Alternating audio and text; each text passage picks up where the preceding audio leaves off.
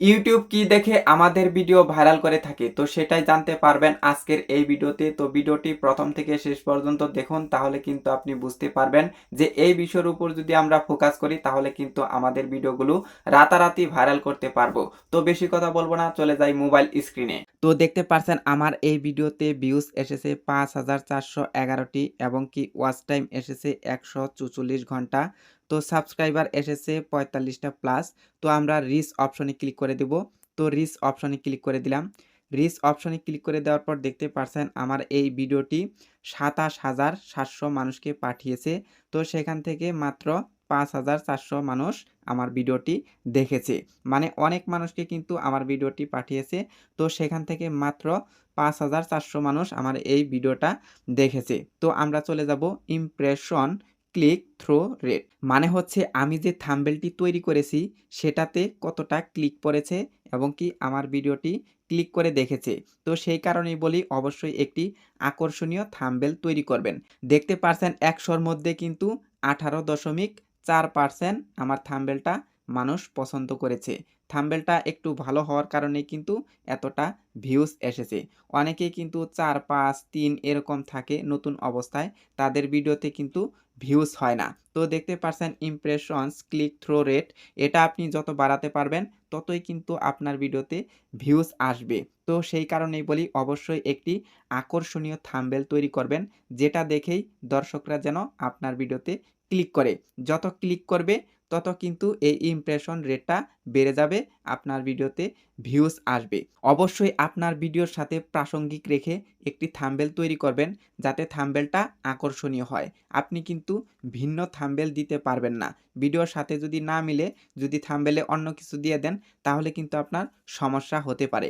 অবশ্যই ভিডিওর সাথে প্রাসঙ্গিক রেখে, মিল রেখে সুন্দর করে আকর্ষণীয় করে একটি থাম্বনেল তৈরি করবেন, যাতে দর্শকরা দেখেই আপনার থাম্বনেলে ক্লিক করে এবং কি ইমপ্রেশন ক্লিক থ্রো রেট এটা যেন বেড়ে যায়। তো আমরা এখন এনগেজমেন্ট অপশনে ক্লিক করে দেব।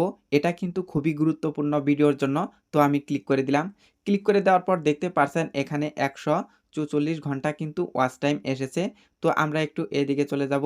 তো এইদিকে চলে আসার পর দেখতে পারছেন এভারেজ ভিউ ডিউরেশন, এটাই কিন্তু মূল ভিত্তি বা এটাই কিন্তু মূল কারণ।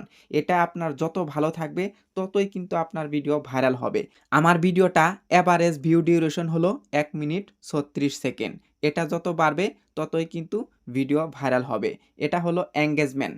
যত আপনার ভিডিওটা এঙ্গেজমেন্ট পাবে, যত ওয়াচ টাইম পাবে ততই কিন্তু এঙ্গেজমেন্ট বেড়ে যাবে এবং কি এভারেজ ভিউ ডিউরেশন বেড়ে যাবে। আর এটা যত বেশি থাকবে ততই কিন্তু ইউটিউব বুঝতে পারবে যে এই ভিডিওটা ভালো, সেই কারণে কি করবে নতুন নতুন দর্শকের কাছে তুলে ধরবে এবং কি রিচ বেড়ে যাবে। যত এঙ্গেজমেন্ট বেড়ে যাবে ততই কিন্তু আপনার রিচ বেড়ে যাবে। এঙ্গেজমেন্টটা কিভাবে কাজ করে থাকে, ধরে নেন আপনি একটি ভিডিও তৈরি করেছেন, সেই ভিডিওটা প্রথমে ইউটিউব ৫০ জন মানুষকে পাঠাবে। তো সেখান থেকে ধরে নেন ৩০ জন বা ২৫ জন মানুষ দেখলো, পরবর্তীতে ১০০ মানুষকে পাঠাবে। সেখান থেকে ধরে নেন ৫০ জন মানুষ দেখলো, পরবর্তীতে ২০০, ৪০০ এভাবে কিন্তু বাড়াতে থাকবে। কিন্তু আপনার ভিডিওতে যদি এঙ্গেজমেন্ট না আসে তাহলে কিন্তু ইউটিউব ধরে নেবে আপনার ভিডিওটি ভালো না। এখন আমরা অনেকেই জানি না যে এঙ্গেজমেন্ট কি? এঙ্গেজমেন্ট হলো এটা এই এভারেজ ভিউ ডিউরেশন। মানে হচ্ছে আপনার ভিডিওর দৈর্ঘ্য অনুযায়ী যদি ওয়াচ টাইম কম আসে তাহলে কিন্তু আপনার ভিডিওটা এভাবে পাঠাবে না। যেমন ৫০, ১০০, ২০০, ৫০০ এভাবে কিন্তু ইউটিউব রিচ দিয়ে থাকে। এই রিচটা কিন্তু দেবে না যদি এঙ্গেজমেন্ট না বাড়ে। যদি আপনার ভিডিওতে ভালো পরিমাণে ওয়াচ টাইম না আসে তাহলে কিন্তু বুঝে নেবে ইউটিউব যে এই ভিডিওটা ভালো না, ভিডিওটা কিন্তু ফ্রিজ করে দেবে, আপনার ভিডিওতে ভিউজ আসবে না। অবশ্যই সেই কারণে বলি আমি, ভিডিওটা সুন্দর করে তৈরি করুন, দর্শকদের ধরে রাখুন, তাহলে কিন্তু আপনি ভিডিও ভাইরাল করতে পারবেন। এভারেজ ভিউ ডিউরেশন এটা কিন্তু বাড়াতে হবে আপনার ভিডিও ভালো করার মাধ্যমে। আপনি তখনই এঙ্গেজমেন্ট বাড়াতে পারবেন যখন আপনার ভিডিওটা ভালো হবে। ভিডিও ভালো হলে দর্শকরা ভিডিওটি দেখবে, নতুন নতুন দর্শকের কাছে ইউটিউব কি করবে আপনার ভিডিওটি তুলে ধরবে।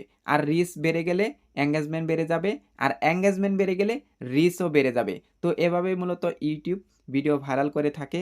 তো এই ছিল আজকের ভিডিও।